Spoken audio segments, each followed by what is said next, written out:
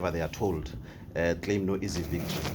So I want to expose part of the lies that have been told from the side of the student command in terms of what actually transpired on Friday last week. You know, what happened was that as we came here, myself and the chairperson of SASCO, we had come to report to you that SASCO or the PYA or SASCO-led PYA would be embarking on a shutdown to raise a lot of demands. We have a memorandum of that. We have a proof of submission of that particular memorandum, and I doubt it can come from the opposite side, because that's the basis that the exodus in that particular meeting was led out by, of course, general members of the EFF, which, of course, the chairperson himself had followed that particular thing. So, but coming to your question, Mr. Mbuso, you know, our understanding about the commodification of higher education, we had always opposed that to say there must be free higher education. But then, of course, as Tembeka has raised, to say that, you know, some of the things cannot be resolved overnight, and unless we want to be populist in our approach, you cannot resolve some of the issues overnight. So what we had, of course, raised with the management was that the people that are owing, particularly those ones that are using NSFAS, they are owing mostly because there were erroneous transactions that were made in their accounts, or journals rather, in the recordings of their account. What causes these particular errors was that there are some students who received double allowance, and they were supposed to receive one double allowance, being the laptop and book allowance. And there are students, for instance, who had supplementaries and had purchased their script for remarking purposes, and NSFAS does not accommodate that. And equally, there are students who had not done anything, who had neither received double allowance nor had supplementaries nor the purchased their script, but they have been owing because of incorrect journals that have been made. That is why part of our demand, on top of our demands, was that NSFAS problem, as we have said previously, that NSFAS problem in our university is a deliberate issue, is a deliberate artificial creation.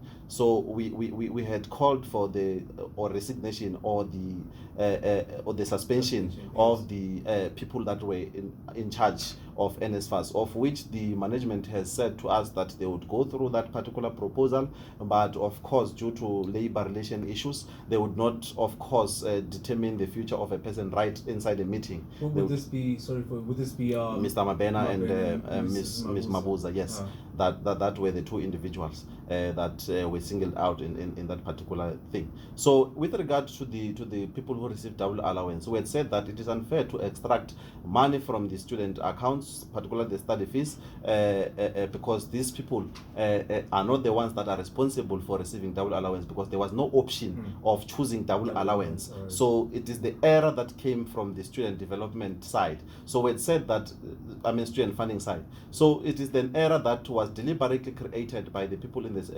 DSD. So we said that to correct that human error, let us say that for the students who qualifies for an allowance this year, let them withhold that particular allowance, but allow the student to register. Why do we say the allowance must be withheld? Because we had been fighting against the system of perpetual separate development, which therefore means that this one can be bigger than the other one. So we had said, remember, even in our submission to DHET, we had said that we want students to receive equal allowance as much as they are doing a single course, because it doesn't follow that when you are a UNISA student, for instance, and when you go to a bookshop, they give you this price, and then when you're a vet student, they give you this price for a book. You purchase that book in the same price. So we had said that we do not want to create a contradiction in that particular situation, whereby we would allow some students to receive double allowances and then others to receive a single allowance, or others to not receive. So we said, to correct that,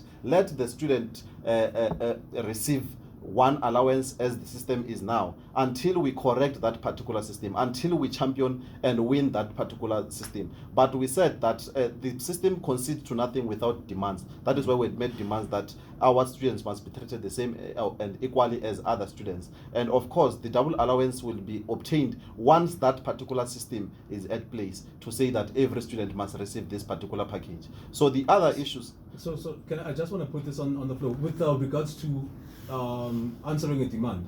You're talking about the demand of option 1 or option 2. Sure. Right. Sure. So who says, or how do you get to understand that demand, the final number or the final figure of what the students actually need. Do the students ask for laptops more? Do they need laptops, or do they need books? And my confusion or my misunderstanding, perhaps any of you can clarify this for me. The books that they get, what kind of books are they? Are they books published by authors, or are they study guides? Or because if I get the book and I don't need a laptop, can the laptop give me what I can get from the book?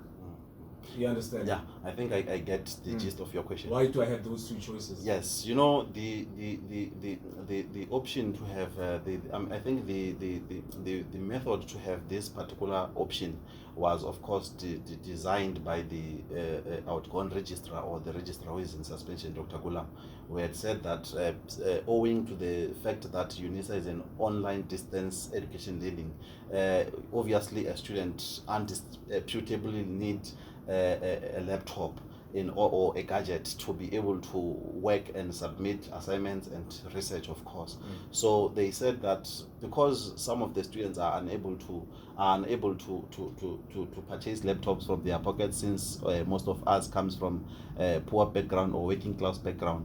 So he designed this particular process to say NSFAS students would have a choice to choose either to get a laptop or to get 5,000 rand. Remember, in the previous years, you would get that money in half, like 2,500 per month. Per semester rather, and then you would get 2,500, another 2,500. You'd know very well that at game you cannot find a laptop of 2,500. That is why Dr. Gulam came to that particular conclusion to say, student, remember, and then ourselves we objected to that, to say student need both allowances, books and the laptop. So you can't, of course, give student one. Of course, they raised the issue of monetary fund and the agreement with DHET and NSFAS and all sorts of things. And then that is why they came to that particular conclusion. But to answer to your question, a student in UNISA need both books and the laptop. That is undisputable.